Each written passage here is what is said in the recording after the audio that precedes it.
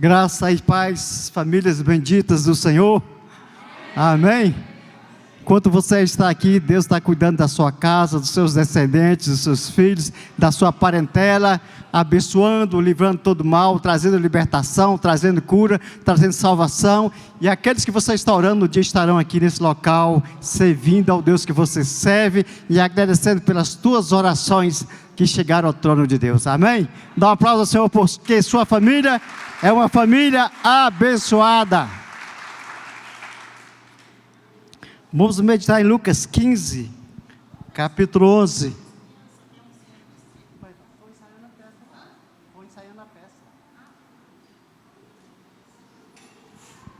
Lucas 15, capítulo 11, texto bastante conhecido. Quantos acharam? Diga amém. Lucas 15, 11 diz assim: continuou, quem está falando aqui é Jesus. Certo homem tinha 2 filhos. Quantos filhos? 2 filhos, que nem eu. O mais moço deles disse ao pai: Pai, dai-me a parte dos bens que me cabe. E ele lhe repartiu os haveres. Passados não muitos dias, o filho mais moço, ajuntando tudo que era seu, partiu para uma terra distante. Diga aí, terra distante. Não é o meu lugar. E lá dissipou todos os seus bens, vivendo dissolutamente. Depois de ter consumido tudo, sobreveio àquele país uma grande fome.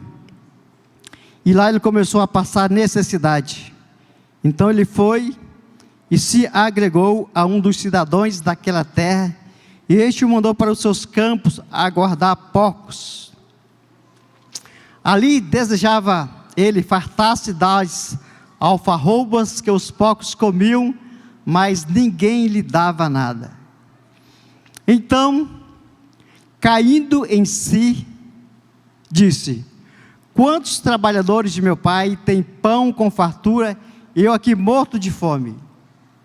Levantar-me-ei, irei ter com meu pai, e lhe direi: Pai, pequei contra o céu e diante de ti. Já não sou digno de ser chamado teu filho.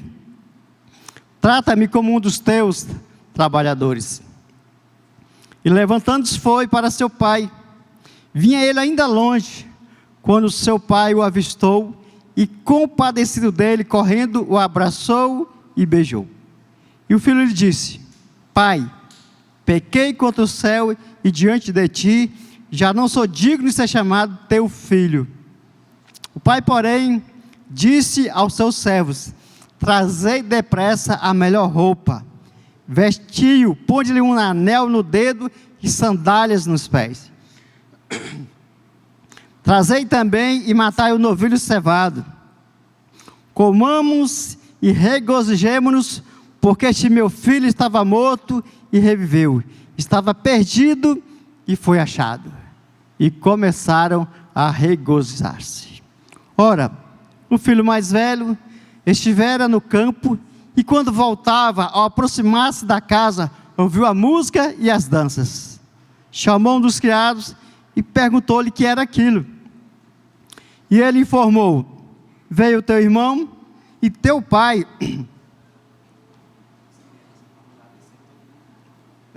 Você vai descer? As crianças, juntamente com essa criança aí, até 6 anos, até 11 anos podem descer, se tiver alguma aí.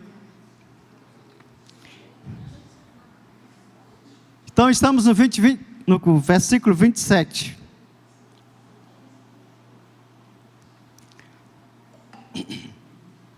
E ele informou: veio teu irmão e teu pai mandou matar o novilho cevado, porque o recuperou com saúde. E ele se indignou e não queria entrar. Saindo, porém, o pai procurava conciliá-lo.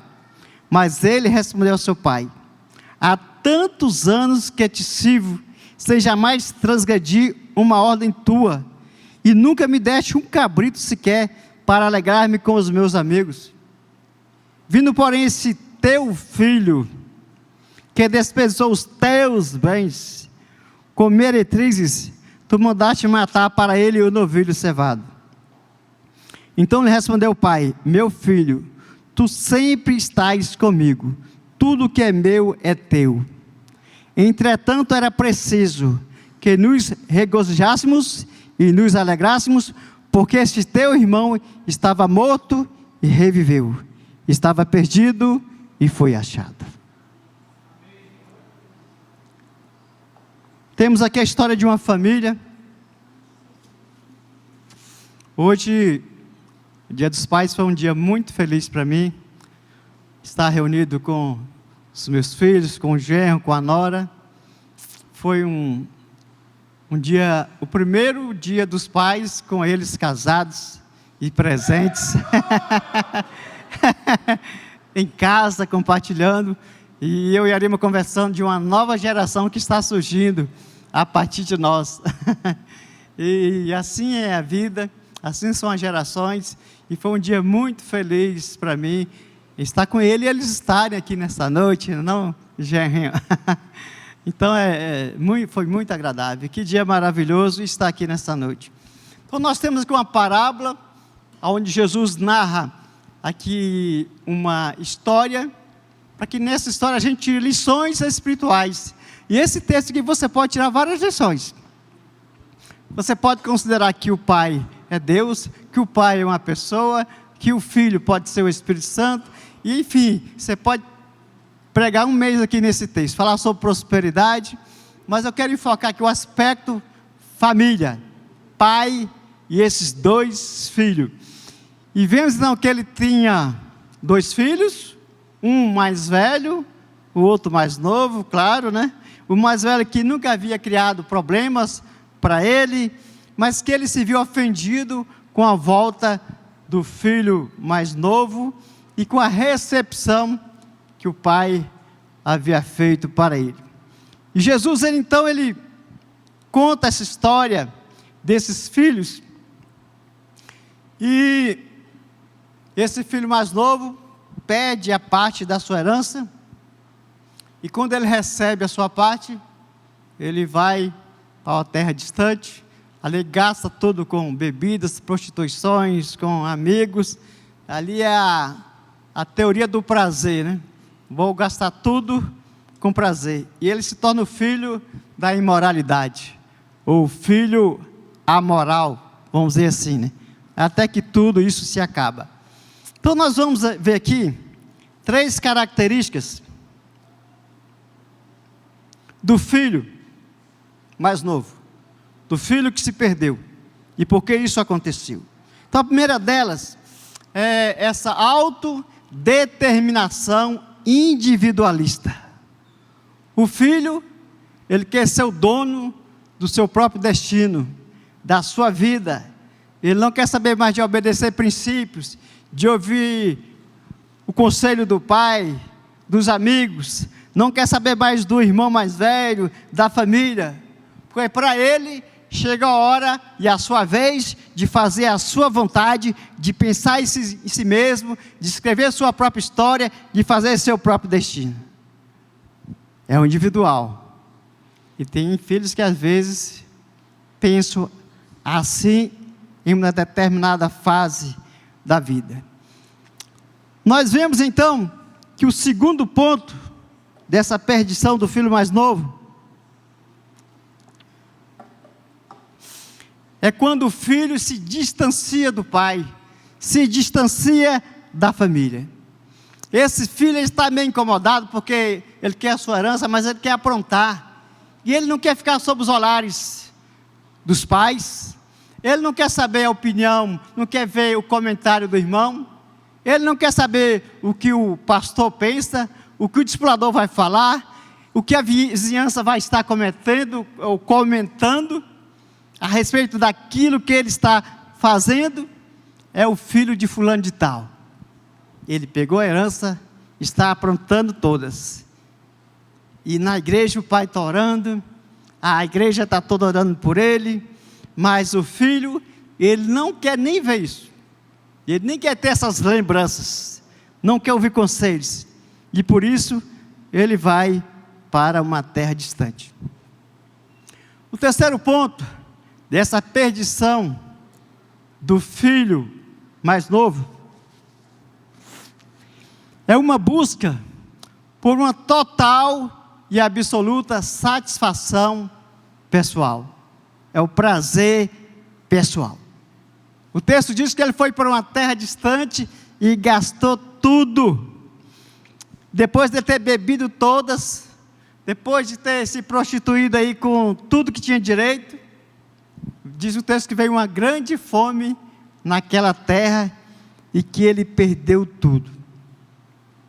O que nós aprendemos com isso? Às vezes, alguns pensam assim: é uma fase da vida, eu sou dono do meu próprio nariz, eu faço o que eu quero, eu vou fazer o meu destino, a minha vida, e ninguém tem nada a ver com isso. Nada de princípios, nada de discipulado, nada de igreja, nada de célula, nada de família. Eu vou levar a minha vida do jeito que eu quero.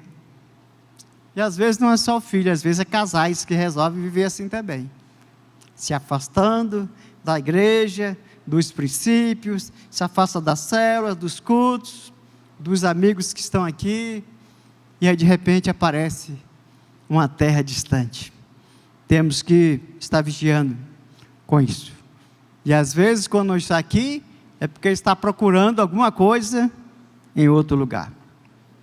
A terra distante, essa busca de satisfação, essa busca de prazer pessoal, de uma vida sem confronto, de uma vida onde é o que eu penso e não quero nenhuma interferência. Porém, há um limite para o pecado, nem tudo Deus vai aceitar, e o resultado dessa satisfação pessoal, o resultado foi uma falência moral, espiritual, familiar e financeira. Agora tem o outro irmão, um pai e seus 2 filhos. O outro irmão é o irmão moralista. E quais são as 3 características desse filho mais velho, do filho que faz tudo certinho, do filho que estava sempre ali cumprindo os mandamentos? Primeiro ponto, esse filho, ele falta nele a alegria de viver, falta nele a celebração pela vida. Sabe aqueles momentos de aniversário, de Dia dos Pais, de Natal, Ano Novo? Esse filho, ele só quer saber trabalhar. Ele está na fazenda trabalhando dia e noite.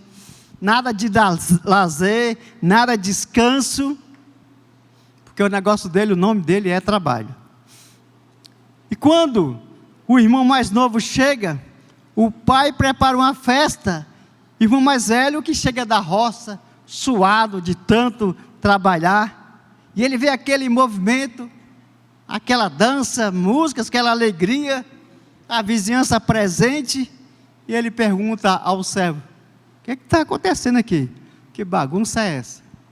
Enquanto eu estou trabalhando, a coisa aqui está solta, né? O churrasco está rolando e eu só suando a camisa. É o filho mais velho. Aí o servo diz para ele: olha, teu irmão mais novo voltou e ele foi recebido com festa. Aí esse irmão mais velho, ele entrou em crise. Oh, isso não é possível. Eu tudo certinho aqui e acontecendo essas coisas aqui, eu tanto suado de trabalhar. E ele chega para o pai e diz: pai, o que está acontecendo aqui? Meu irmão mais novo pega a herança dele, aprontou todas, gastou todas, bebeu todas, prostituiu todas, e agora chega e é recebido com festa. E o pai chega para ele e responde: Ele diz para o pai, né, meu pai, estou há tanto tempo te servindo, e tu nunca me mataste um novilho para mim. Novilho cevada, que é aquele novilho no ponto. Ele fica com ciúmes. E aqui nós aprendemos, temos que ter cuidado, que às vezes tem pessoas que têm tudo para ter uma vida agradável, tem tudo para ter uma vida feliz, tem tudo para ter momentos de alegria, mas ele está tão envolvido no trabalho, nos estudos, nas atividades, que ele fica estressado, e acha que todos devem viver assim. Então cuidado com a crise do irmão mais velho. Tem um momento de lazer na sua vida, amém? Tem um momento de alegria, tem um momento de celebração, pelas suas vitórias com a sua família. É a crise do irmão mais velho, mas para tudo isso tem solução, daqui a pouco vamos ver as soluções, para os dois, amém? Segundo ponto, da perdição desse irmão moralista, que faz tudo certinho, é a falta de liberdade na sua vida.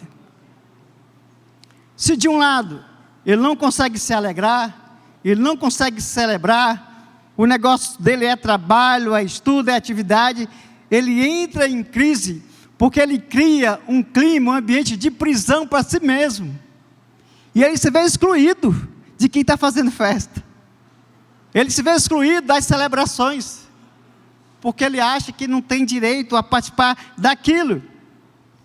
Então ele cria um ambiente, uma situação em que alguém precisa ministrar libertação na vida dele, liberar a vida dele. Veja o que ele diz para o pai: pai, há tantos anos que eu te sigo, sem jamais transgredir uma ordem tua, e nunca me deste o cabrito para me alegrar com meus amigos. Um filho que se perdeu em atividades, se tornou um escravo das atividades, e leva uma vida infeliz. Sabe um desenho antigo que dizia assim: ó céus, ó vida, ninguém gosta de mim. E é isso mesmo? Então tem um concordando aqui, tá bom. Mas o problema é a pessoa resolver participar, resolver viver e celebrar. Tem uma outra crise aqui, um outro problema com esse irmão moralista, esse irmão que faz tudo certinho, esse irmão que não tem falha nele, esse filho, né? Que é a falta de relacionamento com o pai. Ele tem relações com as coisas do pai. Ele sabe a fazenda, ele sabe quantos cabritos tem na fazenda, quantas vacas tem, ele cuida de tudo, ele acorda cedo, ele tira o leite, ele sabe o valor daquela fazenda, ele entende de finanças, ele cuida ali para o pai, mas o pai é alguém distante. Ele não tem comunicação com o pai, ele não para celebrar com o pai. De repente ele não parou nem para jantar com o pai, porque os horários de repente nem batiam ali, de tanto envolvimento com a fazenda. E o irmão mais novo, distanciado do pai, foi para uma terra distante. Irmão mais velho que nunca havia deixado o pai, mas via distante, quando o outro também estava distante. Então um pai com os dois filhos distante. Mas o filho mais novo, que viveu distante do pai durante o período, mas ele conhecia o coração do pai. Ele tinha relacionamento com o pai, e ele sabia: se eu voltar, o meu pai vai me aceitar. Se eu voltar, o meu pai vai me abraçar. E ali, ele vê que ele tinha sonhos, que ele reconheceu o valor da família, o valor do pai. Já a imagem do filho mais velho é a imagem de um pai severo, de um pai distante, de um pai avarento, talvez de um pai frio, porque ele mesmo não tinha talvez costume de conversar com o pai. E por que ele pensa assim? Porque ele não abre o coração para o pai. Porque ele não expõe suas necessidades para o pai. Falou nesse momento de crise, mas nunca tinha pedido um novilho para o pai. Nunca falou, quem sabe, dos seus sonhos para o pai, dos seus projetos, dos seus desejos. Então, ele também está vivendo como escravo. Escravo de uma situação. Agora vamos nós para as ferramentas. Para as ferramentas que são usadas para resolver as situações. Vamos falar primeiro aqui do filho amoral ou do filho imoral. O filho mais novo. Como ele alcança salvação. Primeiro ponto. Quando ele conheceu o real significado do mundo. Porque ninguém que está vivendo em terra distante, fazendo o que quer, no prazer, na perdição, consegue a sua salvação, sem que antes ele não tenha um encontro com Deus.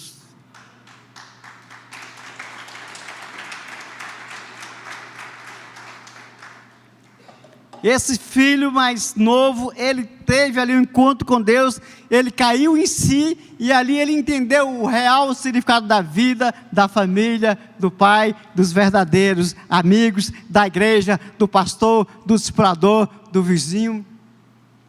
Porque na terra distante, ele perdeu tudo. Ele consumiu tudo. E ele se alimenta de comida de porcos, e ninguém lhe dava nada. Então esse filho, ele aprende o real significado da vida, ele aprende que o mundo passa, bem como as suas concupiscências, os seus desejos, mas aquele que faz a vontade de Deus, permanece para sempre. Dá um aplauso ao Senhor, amém?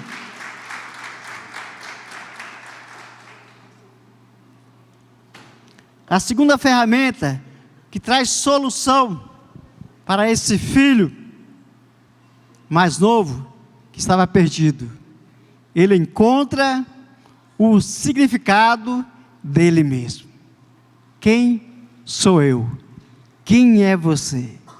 Se de um lado ele encontra o significado do mundo, por outro lado ele encontra o significado de si mesmo, quando ele cai em si. Diz o texto que ele caindo em si. Isto chama-se arrependimento. Arrependimento é querer mudar de vida, é querer mudar uma situação, é ser do estado que está ali acabando com ele, diz, não vou ver mais assim, eu vou parar com isso agora, e vou viver a vida que o Pai tem para mim. Dá um aplauso ao seu amém?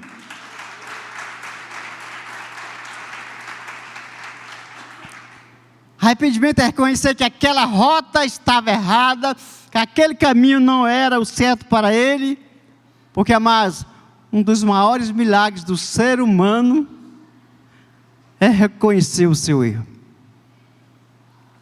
Se nós tivermos essa capacidade a cada dia de reconhecer o nosso erro, a nossa vida vai ser bem melhor, porque nós somos falhos, e nós temos que todos os dias pedir perdão, se arrepender, reconhecer o nosso erro, ouvir a palavra, porque às vezes a pessoa está ouvindo a palavra, mas não caiu em si.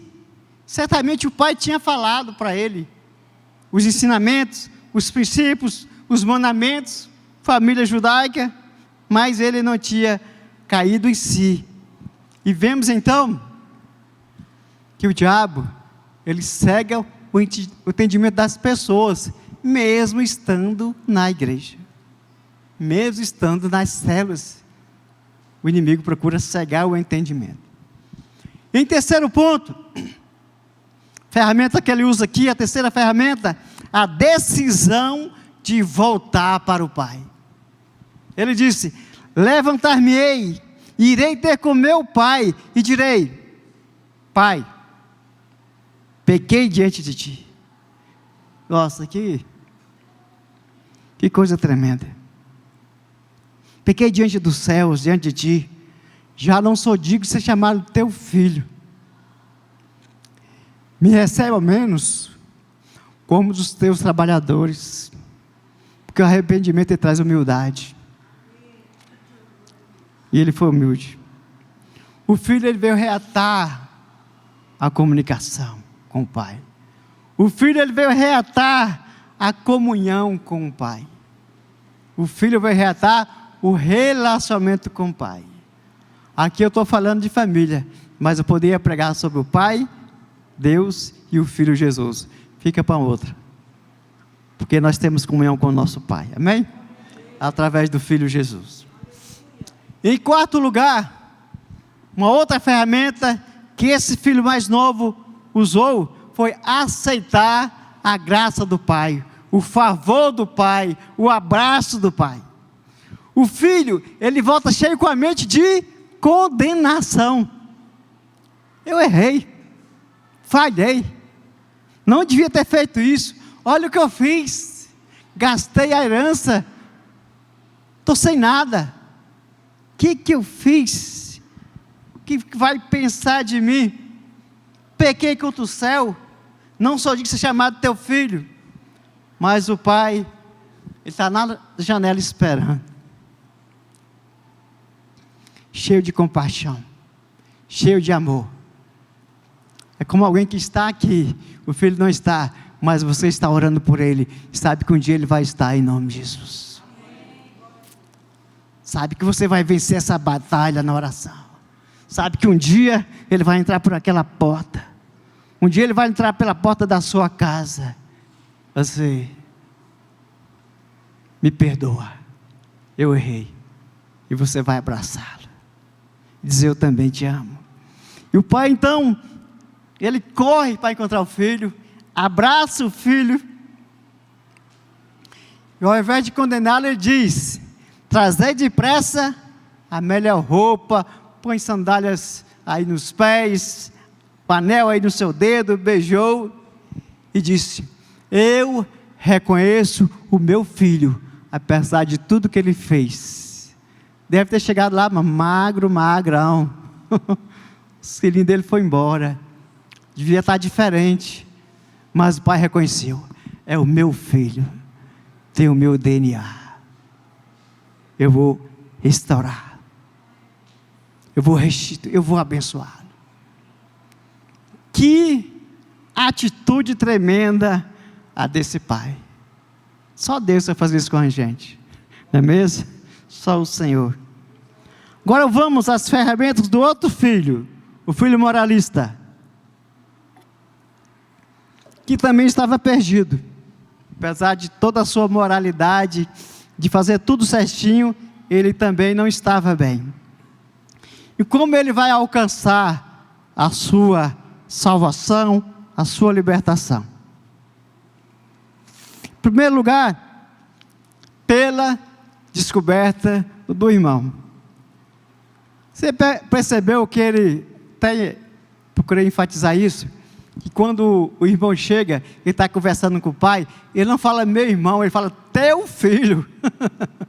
Ele não fala meu irmão. Ele não tinha muito relação com o irmão, ele estava tão injuriado, falando meu irmão, é teu filho, cuida dele. Ai, ai. E o filho mais velho disse: estive há tantos anos e nunca me deste um cabrito cevado, e viste porém esse teu filho, tu mandaste matar o novilho cevado. E o pai disse: meu filho, que é isso? Para com isso, tudo que eu tenho é teu.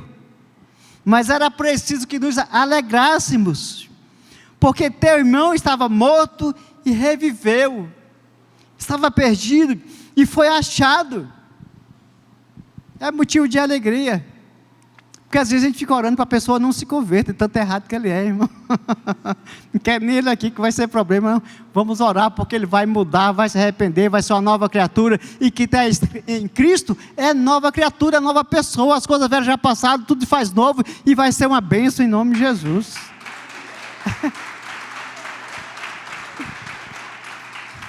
Tem que ter fé, meu. Ai, meu Deus. E o pai disse: não é só meu filho, é teu irmão. Perdoa teu irmão, porque através do perdão é que vem a salvação do irmão mais velho. O entendimento. Segundo lugar, essa ferramenta que o filho moralista usou, ele é salvo pela descoberta do pai. Eu também tenho pai, né? Ele também é meu pai. O pai responde: meu filho, tu sempre estás comigo, tudo que é meu, é teu. Eu não sou teu patrão, eu sou teu pai. Como diz o Nordeste, deixa de besteira. Tudo é nosso. Sabe aquele negócio, às vezes, os casais e os filhos, eu tenho isso, eu tenho aquilo. Não é família, se precisar é nosso. Nós temos que, né? O filho está casando, você não vai ajudar? Você fez o filho para quê? Guardou dinheiro para quê? É para ajudar na hora que precisa. Tem jeito, é família, né? E aí que ele vai descobrir o valor do pai, a atitude do pai, o amor do pai, a presença do pai, que é um pai solidário, que é um pai perdoador, que é um pai que não está pensando no que ele tem, mas está dizendo: é tudo nosso, para que a gente viva feliz aqui. Vamos multiplicar isso aqui, vamos comprar mais uma fazenda, mas não é um de um, é tudo nosso. E ele diz: meu filho, toma posse da tua herança. Posso ouvir amém? Amém. Então, para encerrar, os amados louvor ou da peça, não sei como é que vai ser aí, estou encerrando aqui. Os levitas podem vir aqui enquanto não se prepara aqui a peça. Mas, quais foram os 7 erros do filho pródigo, filho mais novo, que foi para uma terra distante? Primeiro, ele pensou que o dinheiro ia trazer felicidade, que o dinheiro, o prazer ia resolver tudo. E amados, dinheiro não é tudo. Mais importante são bons relacionamentos. Mais importante é uma vida com Deus. Tu pode morar no Lago Sul, do Sudoeste, e não ser feliz. E pode morar aqui no Gama, na 28, e ser bem feliz. Porque a diferença está em quem você é, e como você se sente com Deus, e com as pessoas que você se relaciona. Você será muito feliz nessa terra. Dá um aplauso ao Senhor, amém?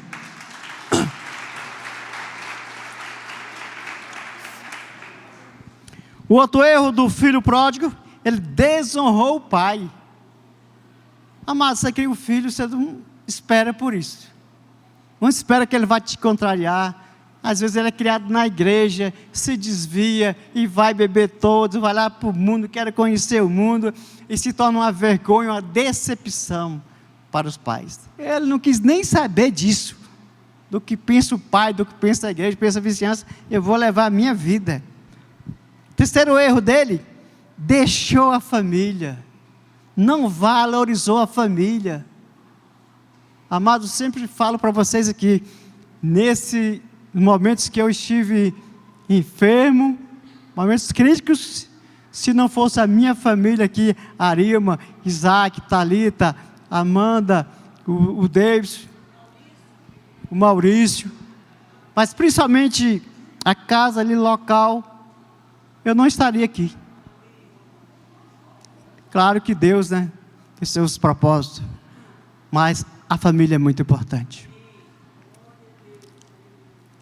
Sua família é muito importante, amém, filho? Os filhos que estão aqui, os pais. Deus criou família como o melhor projeto para se ver aqui na terra. Por isso que ele diz para Abraão: em ti serão benditas e abençoadas todas as famílias da terra. Porque família é projeto de Deus. Em quarto lugar, o erro dele foi o desperdício. Ele gastou de forma errada. Amados, quando você pegar uma herança, às vezes é uma aposentadoria, vem aquela bolada, bombeiro, PM, todo, Você tem que saber gastar o dinheiro, porque se você desperdiçar, o dinheiro acaba, e você não fez nada, e de repente não vai ter outra herança. O caso dele aqui, ele tinha, que o pai ficou bem, não deu tudo, que não é bobo. Mas temos que saber gastar o dinheiro. Quinto lugar, houve uma falta de preparo, porque viver sozinho não é fácil. É muito difícil viver sozinho. Eu falo isso porque eu vivi de república. Eu e o Adeilton ali, o bispo Adeilton, nós moramos juntos na República de Itaguatinga, só nós dois lá. Durante a época eu morei sozinho, porque trabalhava em Itaguatinga, estudava no Plano e morava no Gama. Era muito difícil, vivia dentro dos ônibus. Ainda bem que eu era baixinho e passava por baixo da roleta, né? Mas era muito difícil. Olha que minha mãe morava no Gama. Eu perdi meu pai aos 18 anos. O Gama não é tão longe. Imagine você morando em outra cidade, numa terra distante, sem os pais, sem a família. E tinha momentos que eu não podia vir aqui no final de semana. Eu sentia solitário. Estou fazendo tanta coisa. E eu tentei levar minha mãe para morar em Itaguatinga, ela não quis. Eu pago o aluguel. E ela gostava muito do Gama, vizinhança, tudo. E eu acabei, então, eu tenho que voltar para o Gama. E eu voltei para o Gama, a cidade do avivamento. Era aqui que Deus tinha propósito. E de outra vez também teve uma época que eu queria mudar para Taguatinga, quando a igreja estava crescendo, tudo. E a igreja chegou a ter mais de 100 pessoas. E acho que foi, se eu não me engano, o Isaac falou: pai, eu não quero mudar para Taguatinga. Que tinha as amizades aqui na igreja, os colegas da escola. Falei, então não vou. E voltamos para cá. Eu creio que a proposta de Deus, estamos aqui para a glória de Deus. Nós amamos essa igreja e amamos o Gama. E oramos por essa cidade desde muitos anos, mais de 20 anos orando por essa cidade. Então veja a importância da família. Dê valor. Eu comecei uma reunião recentemente, né, com meus irmãos, orando por causas familiares. Eu acho que não tem, sei lá, no máximo 3 meses. E vimos o quanto que Deus nos abençoou em estar orando só por nossa família e descendentes. Semana passada nós tínhamos a casa do Ronaldo, nosso primo, ali reuniu a outra parte, que é o meu tio, que também veio a falecer, os 2 irmãos que vieram para Brasília, e tem essa descendência dos Silva, através deles. E eu falei, meu primo, nós precisamos reunir nossa família, porque os nossos filhos, eles não têm mais relacionamentos, só resta nós. Então vamos, pelo menos a gente, manter aqui a nossa amizade. Minha mãe faleceu, seu pai também, e eles quem eram responsáveis por nossas reuniões familiares. Eles vinham do PSU com 10 filhos, e passavam o final de semana aqui. A gente ia para o PSU, todo mundo lá, e passava o final de semana, era uma panelada só. Então eu quero dizer para você, dê valor aos laços familiares, e ore por eles em nome de Jesus. Eu fui para o Nordeste a primeira vez, saí de lá com 6 anos, e voltei a primeira vez em 88, já casado com a Ariba, minha mãe, para rever os parentes, né? E eu fiquei na casa onde o meu primo tinha um bar. E nós começamos a orar. E quando nós voltamos lá, agora tenho ido lá várias vezes, esse meu primo que tinha um bar, agora ele é diácono da Assembleia de Deus. Dá um aplauso ao seu amém. Eu tenho uma prima que é crente, tem uma que chegou a ficar com minha mãe também, uma época aqui que também é crente, e eu vejo que as tuas orações, ela não está limitado a este local aqui, ela vai onde você enviar. E em 6º lugar, o erro dele foi não fazer previsão. Ele não fez reserva, não fez economia. Sabe aquele negócio de receber o salário e gastar tudo? Então aprenda com o judeu. O judeu, ele sempre tira 10% para a igreja e 10% ele economiza. É muito difícil você ver um judeu pobre. Mas ele tem isso na mente. Eu tenho que deixar alguma coisa no mês em poupança em economia. Quando vier a fase ruim, está preparado. Em sétimo lugar, o erro dele foi confiar em pessoas erradas. Confiar em falsos amigos, em amizades interesseiras. E ele deixou de lado as pessoas boas, as pessoas que tinham princípios, pessoas que oravam por ele, pessoas que realmente gostavam dele. Agora, os acertos desse filho, eu vou falar só 3 aqui, já encerrando. As ferramentas certas que ele usou foi, a primeira delas, humildade. Ele caiu em si e resolveu voltar para a casa do pai. Segundo ferramenta foi o arrependimento. E arrependimento é resolver mudar de vida, reconhecer o erro e voltar novamente para ter uma vida pelos princípios de Deus. Em terceiro lugar, essa confiança em Deus. Porque sem Deus, o dinheiro não tem valor nenhum. Sem Deus, nós não somos nada. O Senhor é aquele que nos guarda, que nos protege. É aquele Pai que nos ama e que sempre está nos esperando de braços abertos. Os pais, os amados levitas, cadê eles? Vamos colocar em pé e vamos orar. Está contigo agora? Contigo agora?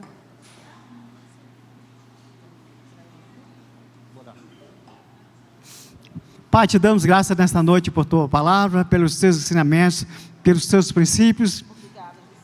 Nós declaramos que a nossa casa, o nosso lar, será um local de alegria, de prazer, de satisfação, de celebração.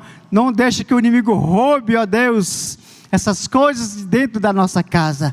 Que tenhamos, ó Deus, humildade para reconhecer os nossos erros, para pedir perdão, para sempre estar pedindo a presença de Deus, e que esse amor de Deus nos alcance a cada dia, Senhor. Abençoa aqui os pais, ó Deus, dá a eles sabedoria, dá a eles compaixão, amor, estratégia, palavras, ó Deus, de sabedoria, para conquistar os seus filhos. E nós queremos profetizar que nenhum dos nossos filhos se perderão no mundo, mas todos eles estarão na casa do Senhor, adorando a Deus ao nosso lado, em nome de Jesus, para a glória do Senhor. Quem crê, aplauda Ele e diga amém.